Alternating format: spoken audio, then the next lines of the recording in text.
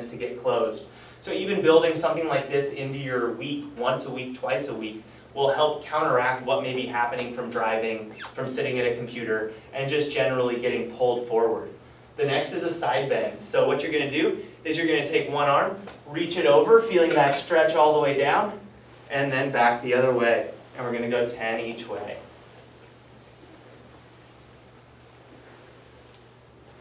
And 3. And 4. 5. 6. 7. 8. 9. And 10. Excellent. And the reason we do this one is because as we get older, we are much less likely to reach overhead and extend. Because, unlike kids where you're trying to reach up and get something, we don't have that drive anymore. You're going to go grab a step stool. There's no use to jump up there and try and grab it. So these are movements that we typically tend to fall off of. So that's one reason why we added it. The next is a squat. With a squat, and only go as far as comfortable. We don't want you to overdo it. But feet are going to be about shoulders width distance apart. You're going to shift your hips back, kind of like you want to sit in the chair, and then drop down and straight up. 1, 2, 3. You want to feel the weight back in your heels 4, as you're standing back up. 5, 6, 7, 8, 9, and 10. Excellent. And we do this one because as we get older, it's much more difficult to get up out of a low position. Rarely are you ever really down in a deep squat position. Normally it's off of a chair or a couch, which is actually pretty elevated, and you get to use your hands as a boost. So we want to try and incorporate movement that is a little more difficult than what you would have to do every day because it helps you retain and even develop more strength. The next is a side lunge. So with this one, you're going to step your feet out a little bit wider, shift your hips back just a little bit, and then you're just going to lunge down to one side and back to the other. 1, 2. Trying to keep the weight on the outside of that foot. 3, 4, 5, 6, 7, 8, 9, and 10. All right, so that one is very similar to why we do squats too, is it builds a little bit of muscles through the hamstrings and the glutes and the quads, but it also gets you in a range of motion that you don't always go to, so it helps keep you loose. As your muscles get tighter as you get older, it puts a lot of pressure on the joints. There's a tissue called fascia that extends throughout your entire body. And when that fascia gets tightened and holds into what we call scar tissue, it can actually hold the joints and hold the muscles in a tightened position, which, if you have that tightened position and you're moving over and over, is going to have a little wear on those joint capsules.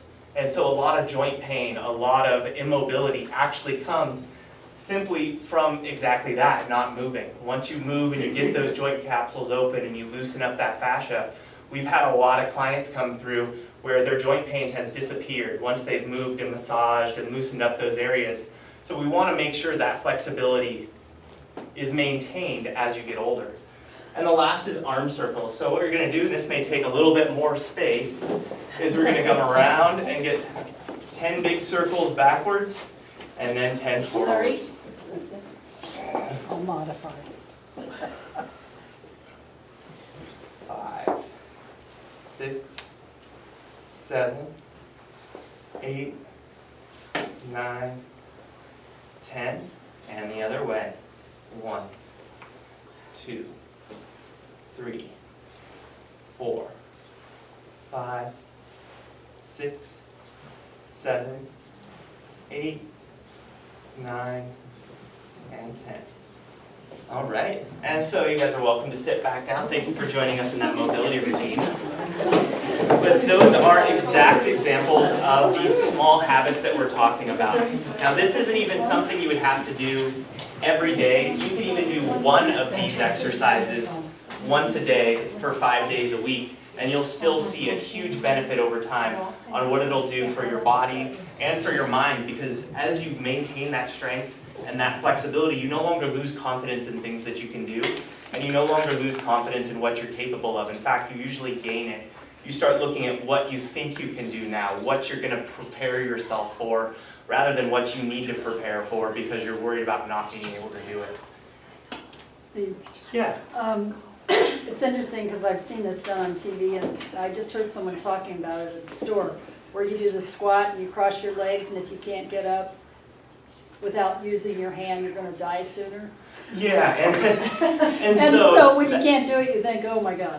right, and that's that I'm in the averages that grid. we were talking about. The average versus potential is what they likely did is took a big group of people, had them all do that, and then tracked them over time, and the ones that were unable to get up probably ended up dying sooner. But it's because they had those bad habits. They didn't realize that they could change the way they were approaching things and build those positive things into their life, because it's not an indicator, but it might be an indicator that you have had bad habits up to that time and that something needs to change. So on this slide, we're going to talk about setting a schedule versus a deadline. And when it comes to your health, it hopefully will make more sense, because we don't know exactly when we're going to reach a specific goal. And so we want you to know that it's a lot more powerful to set a schedule and know that you don't have to think about when you're going to get your workout in, or when you're going to do that preparation for the week that sets yourself up to be able to make better health or nutrition decisions. And there's a couple examples here. One is a writer, and you could look at it as kind of the approach. If someone's trying to write a book, I kind of get the vision in my head. You know, someone's going to lock themselves in their room, or they're in a cabin somewhere and they're just trying to write page after page after page to get this book done. And it's the same approach with the get instant results when it comes to fitness. You're just going at a super fast pace that is never sustainable long term. And if the person does actually complete the book, giving themselves that little window, chances are the book's going to get done, or that person's going to get done. They're just going to be exhausted. They're going to be so stressed out trying to do it. Maybe the quality of the book's not going to be there. And the other approach would be just doing something on a day-to-day basis that you could handle, and it doesn't stress you out, and it doesn't take too much time that ends up having a drastic ripple effect on every other thing you do in your life. So if you were to write, 1 to 2 pages on a daily basis, if you did that consistently after a year, that's enough work to write 1 to 2 books worth of content. So it's just looking at it a little bit different. Knowing that you're gonna write, a page or a page and a half daily, not worrying about having to, write a chapter, not worrying about anything else other than you're gonna sit down and spend some time writing. From a fitness standpoint, some people have weight loss goals, some people are trying to increase strength to their bench press or their squat, different things for different people, but again, it falls back on, we're not exactly sure when we'll get there. All that we do know that we do have complete control of is what our routine is going to be to get there. And when we do that routine and don't think about anything else, it gives us, peace of mind. We're not so, worried, and we're not losing a lot of energy thinking about when we're going to get that exercise in, or feeling like I'm going to get that exercise in when I'm feeling motivated. We know the motivation alone is not going to do it. So if you set a schedule and just stick to that schedule and become more compliant at actually doing the work, that's what we're actually celebrating. We're celebrating the fact that you did a minute of exercise 3 days a week, and after the end of the month, if you did that 12 times, that's enough. That's such a major victory, because you're also building that confidence that you can do the work. And again, moving that minute to 2 minutes, or moving it up to 5 minutes, it can be done so much easier when that routine's put in place. But a lot of people quit or stop going, and they believe they're a failure because they didn't hit that specific goal at that specific deadline. I've seen it happen so many times. Someone will come work out with us, and they'll lose maybe 18, 20 pounds in a 4-month period or a 6-month period, but their goal was 25. And all of a sudden, they just thought they were defeated right there in that moment. Even though they were making progress in the right direction, And they were making, I would say that's incredible results. So to us, we're looking at it like, this is amazing, you're doing so great. But a lot of people, just because they set that goal and that specific deadline to achieve it, they've come up short, but they didn't really come up short. It's just something that they believed in their head by taking that approach. And we wanted to use the writing example because when we first started this healthy habits formula, we decided to take that schedule approach and say, okay, if we're working out, Monday, Wednesday, Friday, we're going to commit every Friday to being sure we write an article for this program, building it into our schedule the same way we would, our exercises. And it's been just over 7 months and we have almost a book written. And so we wanted to use that example because we're not writers, but we took that same approach, and day after day, week after week, all of a sudden we've come up with this, over 120 pages of content on habit change and, self-improvement and, the improving your quality of life through fitness, nutrition, and altering habits. And it's just something that we were blown away by when we finally loaded it all together, looked at it, we were like, wow. Because it was just that reaffirmation. This really does work, these slow steps, but staying consistent leads to huge changes over time. So what is your average pace is a concept that we just love to talk about, because when it comes to our fitness and wellness and almost everything else, it spills over to so many other aspects of our life. What is your average pace? Is at what pace you can move through life and move closer to the person you want to be, or the goals you want to achieve, or the lifestyle you want to live, without compromising your sense of well-being and your happiness and your self-confidence along the way. So many times we see people going for things, but they actually take so many steps back in terms of sacrificing so many other things in their life that do come together and incorporate, what we look at like the wellness wheel. There's so many other aspects. It's not just one thing. So when you're going for like doing something like a marathon, if you were to just sprint through it, there's no way you're going to finish that marathon. There's no way you can. There's no way you're going to be able to finish and feel good at the end. You're going to probably sacrifice the integrity of your body. You see people collapsing at the end of the marathon, and those people have been training for years and years to get to that point. So when it comes to life, taking the sprinter approach, typically leads to just overdoing it, overwhelming yourself, and not being able to continue that sustainably. And there's a lot of the cycles where it's up and down, up and down. But if you take the average, if you can find your average pace and develop it, you can move through life gradually moving up. So at the end of this year, you're a little bit better off than you were the last year. And at the next year, you're a little bit better off than you were before. And while you're doing that, it's great because each time you get to that next level, you're better off than you were before, but it doesn't have to be this drastic change or this really fast approach going after those things.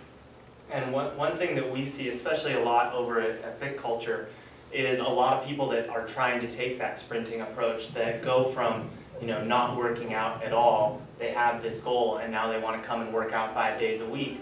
And then they're coming to us saying, my joints hurt, I have this injury, but I want to push through it because, I want to lose the weight. And that's when we really have to, talk about that average pace and say, look, your body's telling you if something's not working. If you're feeling hurt, if you're feeling broken down, you probably came into it a little too fast. You don't have to lose those 20 pounds by that deadline you've set, because it didn't come on in that, same period of time. But it's about altering the things that you're doing day to day so it is more sustainable. Maybe going from 5 times a week back down to 2, and just building that into their life so that they can feel better about what they're doing, still making progress towards what they're trying to do, but without necessarily sacrificing those things that we're talking about. You don't have to sacrifice other parts of your happiness, health, and wellness because you're trying to go into one area of it too hard or too direct. The same with diet. We run into people trying to do juice cleanses and go on crash diets. And that's the same kind of things, is what are you really sacrificing to get to that point?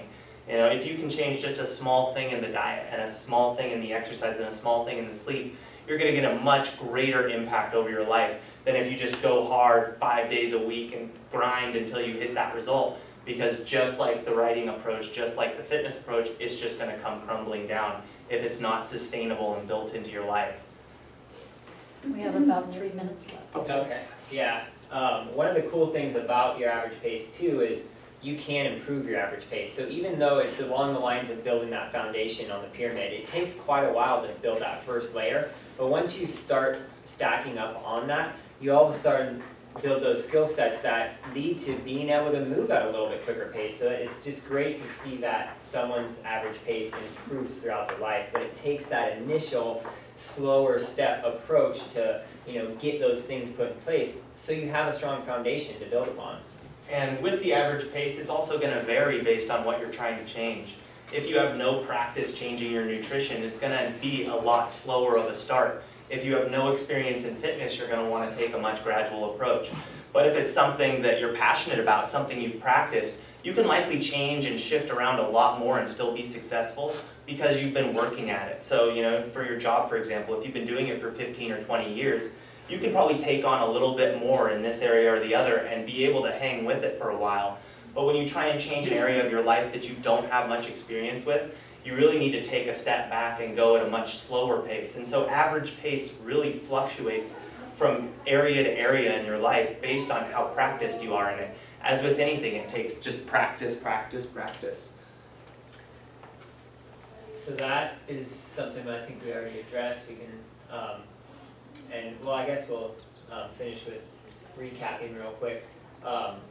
One of the things is remembering to set a schedule versus a deadline. For the fitness, like if you were to do that mobility routine we just talked about and did, what is going to be your reminder to do that? Are you going to do it before you jump in the shower every morning? Are you going to do it on a lunchtime break? And you can do it anywhere. So we want you to just know that if you take anything away from here today, it's just about taking that action. It doesn't have to be big. It doesn't have to be dramatic. It just has to be action. And that's the only thing that's going to lead to the results. And that's it. Yeah. Very nice.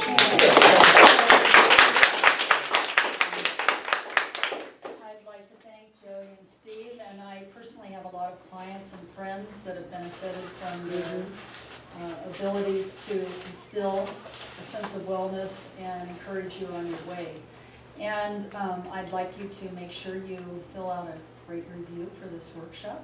And thank Joey and Steve again. You can tell they've made this a habit. Yep.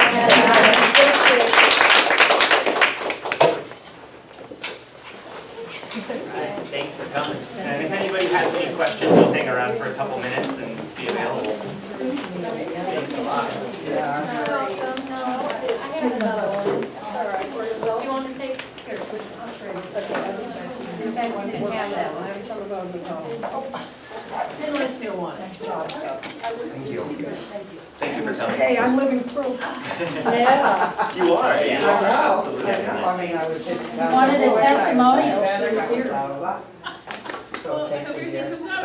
And for the rest of my life. Yeah, we're still moving. Hey, It's they're so amazing proud what of you've done in her. just a year. I did massage, I done Judy forever. And when she first had her surgery, took a while to get on the horse, She Yeah. still had her ice cream and music. See, came Nancy? out. Oh, yeah, yeah. And then it was like, okay, I'm gonna do this. Well, I was doing, And she has done it. cardiac It's fabulous. rehab. We can see it. and Alex said to me, Mom, that's not enough for you. I said, well, the other's no fun. She said, no, it's not fun. That's why it's not called fun out. It's called workout. Yeah. So, but Yeah. it becomes needs part to of be my fun. life. Fun out, though. Definitely. It is fun out, and if I don't do it, I feel really, You don't have as much fun in your life. no, that's right.